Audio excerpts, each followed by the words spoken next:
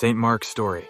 Most of what we know about Mark comes directly from the New Testament. He is usually identified with the Mark of Acts 12:12. When St. Peter escaped from prison, he went to the home of Mark's mother. Paul and Barnabas took him along on the first missionary journey. But for some reason, Mark returned alone to Jerusalem. It is evident from Paul's refusal to let Mark accompany him on the second journey, despite Barnabas' insistence, that Mark had displeased Paul. Because Paul later asks Mark to visit him in prison, we may assume the trouble did not last long.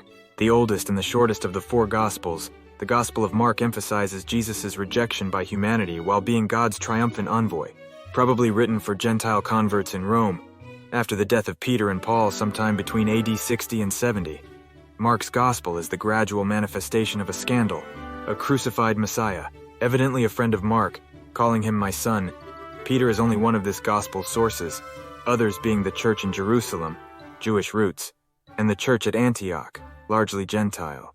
Like another Gospel writer, Luke, Mark was not one of the 12 apostles. We cannot be certain whether he knew Jesus personally. Some scholars feel that the evangelist is speaking of himself when describing the arrest of Jesus in Gethsemane. Now a young man followed him wearing nothing but a linen cloth about his body. They seized him, but he left the cloth behind and ran off naked. Mark 14:51-52.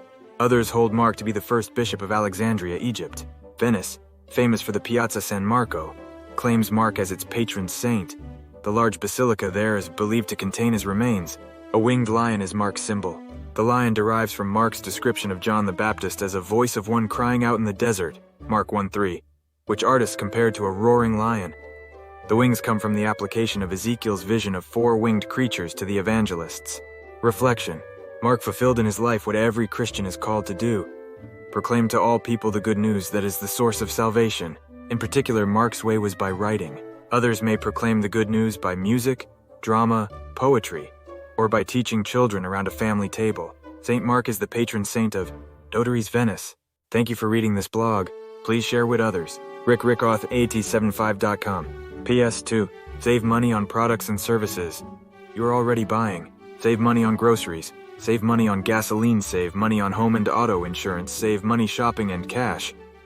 Save money on cell phone services. To learn more, go to https://timbergub.com index. Chimmel.